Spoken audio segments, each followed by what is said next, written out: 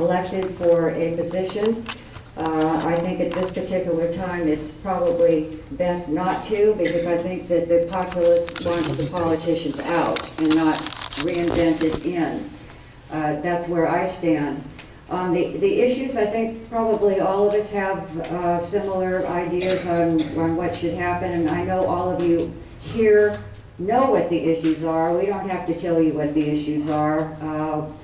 There'll probably be a slight variation of what our thoughts are on certain subjects, but I'm sure that none of us want cap and trade. We don't want the health care program that looks as though it's not going through. This Obama concedes health bill may die.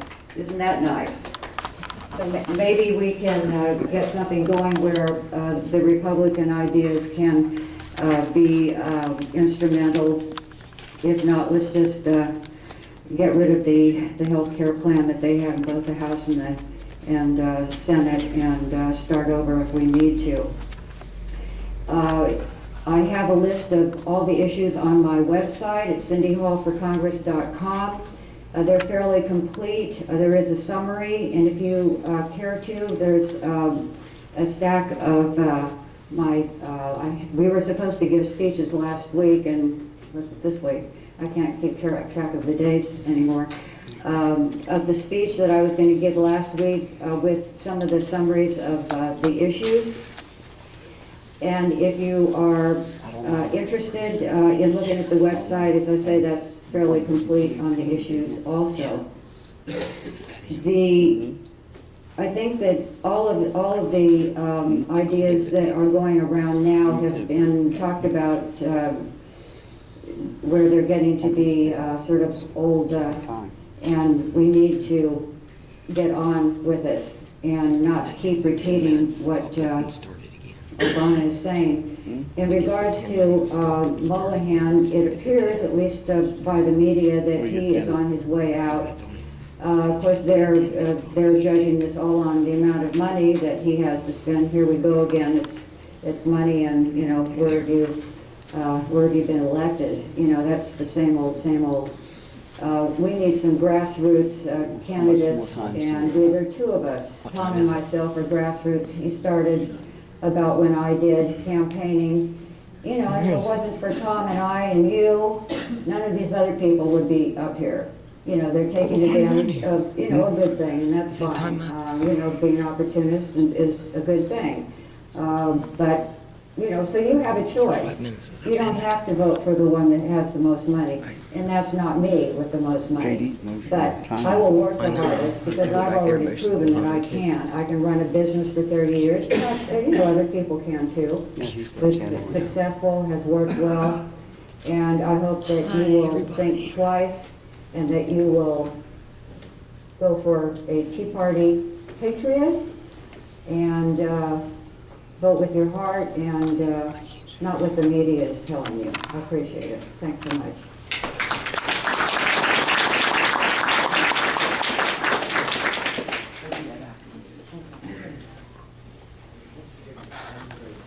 Where's the, is it on your card? Can I just clarify something? This is the introduction of each of us. Yeah, correct? just 5-minute introduction and then. Five, it's hard to talk about myself for 5 minutes. Anyway, my name's Patty Levinson. I'm from Wheeling, West Virginia. I'm also a mother of 3 sons, Joshua, Benjamin, and Isaac. I have 2 grandchildren, Nate, 5, and Mia, who is 2.5. Last evening, I just wanted to share a small event with you. Last evening, I attended an event with a lot of tradition, a lot of youth. And it made me think how fortunate I am to live here.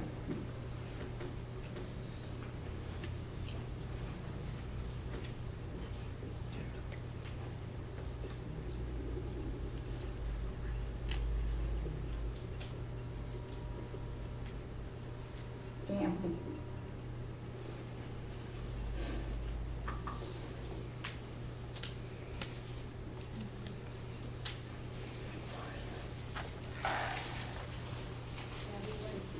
why I'm here. I'm fine. Family, that is why I am here. They make me stand here tonight because it is for they that I am fighting this fight. That is why you are here fighting this fight. It is for they that we wish to unbind these ropes that have been placed about them. Our children are ready to be sacrificed like us. And I will not stand by and allow that to happen to my children. They are my strength. If we did not have them, who would enjoy the beauty? Who would enjoy the trees that we have in our great state? The mountains, the valleys, the streams. It is through their eyes that we will be able to see the light that God has given to us, along with the freedoms that He gave to us, and no man will take that from me, ever.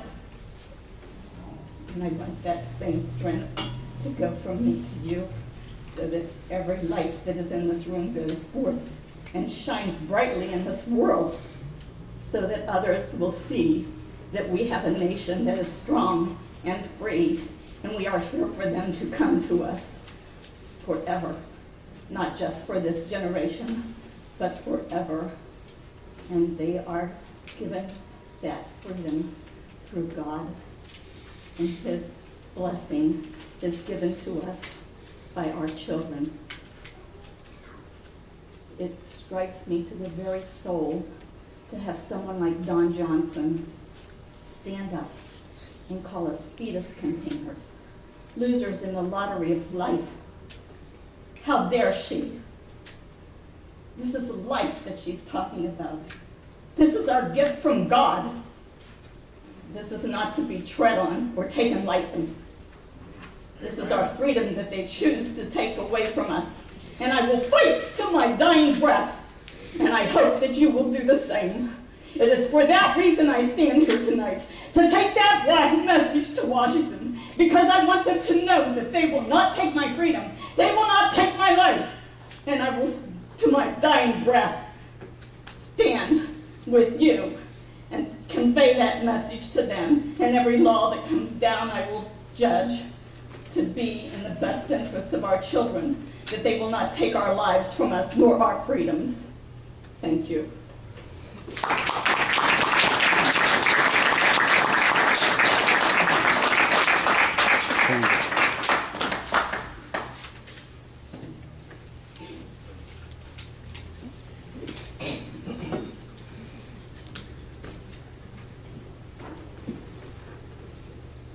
Good evening, ladies and gentlemen. My name is Mac Warner, and I'm running for Congress.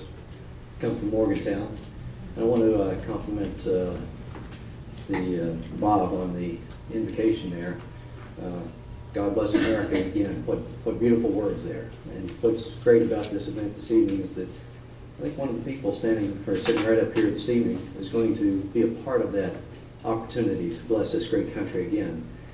And I'm encouraged to see the variety, the expertise, the passion that comes here this evening.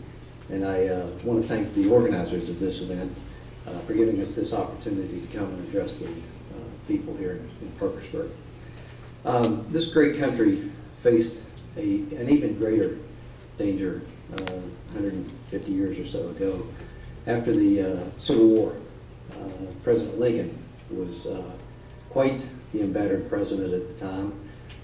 Had been through brother fighting brother, father fighting son. We know the story as the state was born from that great strife. And President Lincoln turned one man as he tried to rebuild this country. And that man was David A. Wells. And he looked at David A. Wells and said, what do we need to do to get back on the right path? And this economic advisor said, well, we have to reduce the size of government, and we have to lower taxes. We have to give people an opportunity to stand back on their feet, to keep what they earn, to let the creative juices from this great country work once again. And folks, I'd say that that's pretty much the recipe that we need to follow right now. That's it. That's the message that we need to take to Washington, as opposed to what we've been saying, that Washington has all the answers, the government has all the answers, okay? So this election is about jobs, jobs, and jobs. If we can solve that, then think of all the other issues that we get to take care of. You know, when you have your own job and you have your own paycheck and you get to keep what you've earned, that creates an incentive to do more, okay, to reinvest that in the business that's been working for you. You let the market determine the winners and losers, not government, not special interests, not DC, not lobbyists, but you let the market determine what is right and what's wrong, and then they are rewarded by something called profits. Profits are not an evil thing. That's something that we ought to encourage. We ought to encourage the wealth providers, the people, the wealth creators, right? And when we do that, then you unleash American capitalism, and we allow this country to get back on the right feet. So this election is about jobs, and how do you create jobs? It's by fixing the economy that I just talked about, that David A. Wells gave us the solution for. You fix that economy here in West Virginia by fixing an energy policy, okay? And we have to look at the natural resources that the good Lord gave us, and we need to properly take care of those, but properly use them for the sake of people. People are part of this ecosystem too, all right? We can't just go out and hug trees or protect the snail darter or whatever. We have to protect people too. We have to find the right balance between the 3 Ps. People, property, and profit, okay? We need to put those things in balance, but people are a part of that, okay? So I think that that's the message that I want to take forward to Washington, is having been a citizen, a soldier, and a small business owner, I understand that from a lot of different perspectives, okay? And that small business owner is part of that, and we understand that I've met payrolls, and we understand what it takes to put food on people's table, and that they are just as important as protecting the environment, right? So, here in West Virginia, it's things such as the coal industry, and the coal industry is a part of, it's like 25% of our state's budget depends on the coal industry. So we've got to stand up. We can't just sit back like has happened with so many of our representatives when Washington comes down and just arbitrarily pulls a permit and says, nope, we're going to hold this one for unspecified reasons, and you put that coal industry at risk because people then start pulling out. I was with some folks just last week that were here from Oklahoma, but they had mines here in West Virginia and Pennsylvania and Indiana and Illinois. And where are they going to take their effort? Where are they going to invest their money? When all of a sudden the EPA says, here in West Virginia, we've put a target on you, but we haven't targeted Pennsylvania. They're going to go right across the border in Pennsylvania, and that's where they're going to put their investments, and that's who they're going to employ is Pennsylvania. It's not West Virginia. And it happens in the gas business and the oil business. Folks, let's get that investment dollars going right here in West Virginia. All right?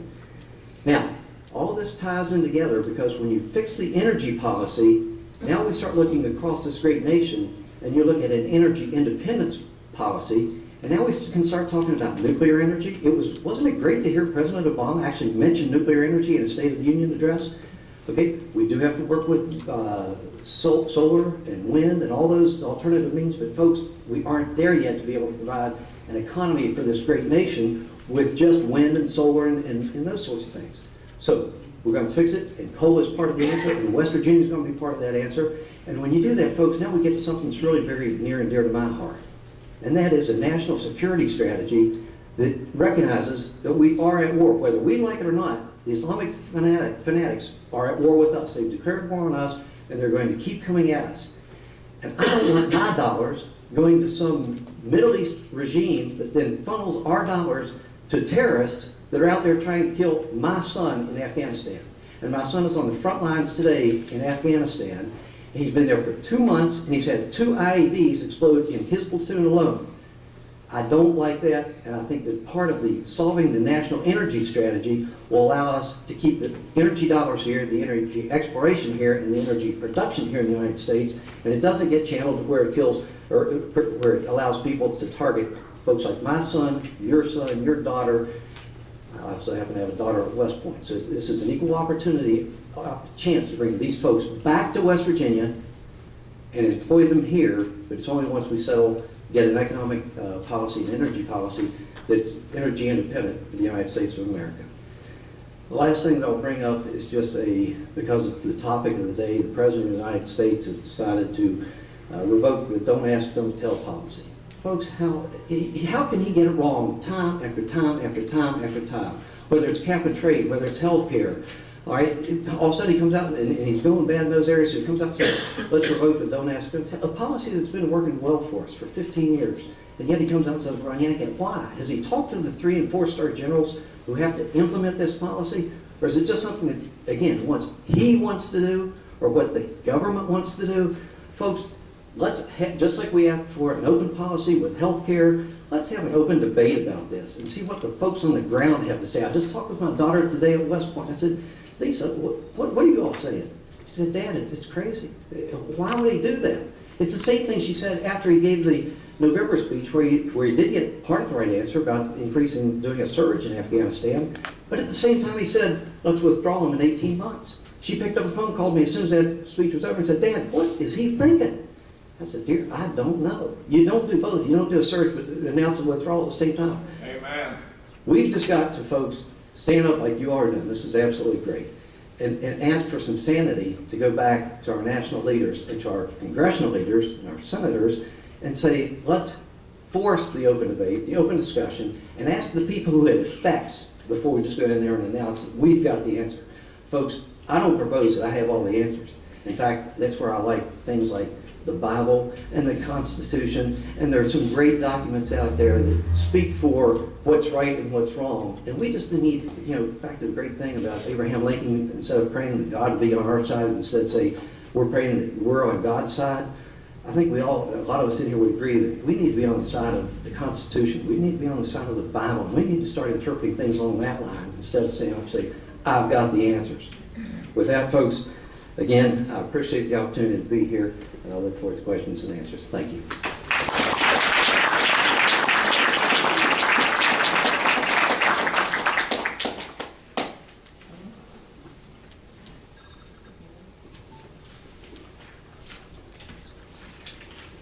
Good evening. First, I'd like to thank the Parkersburg Tea Party group for inviting me here tonight, and I would like to also welcome all the candidates that are here tonight. And I want to thank you for coming here tonight to participate in the political process. It's really gratifying to see so many people becoming interested in what's going on around them. So thank you for coming tonight. The liberal leadership in Washington is out of touch with the American people. You know that. I know that. With record job losses, out of control spending, to increasing national debt, and an attempted takeover of our healthcare system, it is clear that Washington has failed us, and our legislative system has failed. Thomas Jefferson wrote, "Every generation needs a revolution." I believe we are in a grassroots revolution fueled by voters' anger at the government and its out-of-touch leaders who are tone deaf to our concern. You've seen it in the protest at the town hall meeting, a growing number of people joining the Tea Party movement, and as a reaction to a failed system that has not worked to solve our problem. Al Monahan is part of the problem. He's been in Congress for almost 28 years. 5 presidents, 6 speakers, and a legacy of debt. As a result, there is a crowded field of candidates who share my passion to retire him and begin the hard work of taking our country back. I believe my diverse background in business, community service, and public office make me uniquely qualified to take him on, retire him, and help set our country back on the right course. With my background comes experience. I will tell you, I don't have all the answers. No one does. But I know how to find the answer. And with the 2010 election coming up, we will have a bipartisan Congress. And I'll be able to reach across the aisle and work together, trying to bring solutions, the right solutions to the problems that we're facing today. I would like for you to go to my website, mynearforcongress.com. And there I will share with you my ideas for the economy, jobs, healthcare, energy, protecting our community, national security, veterans issues, and reforming Washington. There's not enough time here for me to go through all of that, so please go to my website. There's all kinds of information there about me and about my stand on the issues. Thank you, and I look forward to answering the questions.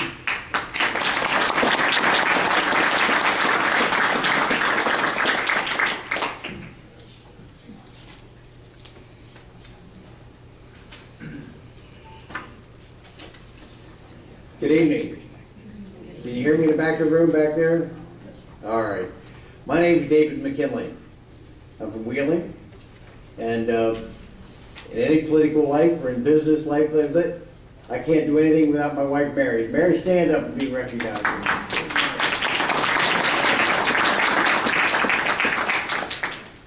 We have 4 children and 5 grandchildren. I'm particularly proud. I'd love nothing better than to create an environment back here in West Virginia for 2 of our children to come home again. They live out on the West Coast. And that's part of the reason that it's always kept me inspired about the political arena, is how do we get our kids back home when we've lost our best and brightest over the years. But we've had an interesting career, the 2 of us, or maybe it's the 6 of us. Some years ago, 29 years ago, we started our company. Just myself, part-time secretary eventually. All of you that have ever been involved in a small business understand what it's like to start a business in any environment, whether it's good, bad, or otherwise. It's how to be safe, how to take care of your employees as it grows up and continues to grow. So for the first 2 years, what we did, Fred, was we invested all the money we got in the company back into the company. And we lived off my wife's salary as a nurse. Probably over 2 years. 29 years later, we can proudly say that we've grown the company down with 40 employees in 3 offices. It took a commitment, a dedication, a willing to take a risk. And that's what we've needed here, people that are willing to take a risk to try to make our country better and our state stronger. Our kids laugh at us a little bit on the thing because, I don't know about the rest of y'all out there, but we're raising 4 children in a house with 1 bathroom. I think all of you can understand what that must be like. Our shower was in the basement. But that was our life. And what we've created now is so proud when I can look back at the 40 employees we have and what we're affecting all those families, the children, they're all affected by that. So what I've given you tonight is a little handout that gives a little bit more. I've gone over some of the some of the biographical sketch that we have here, but also some of the issues that we talked about. It is, just like everyone has said, it is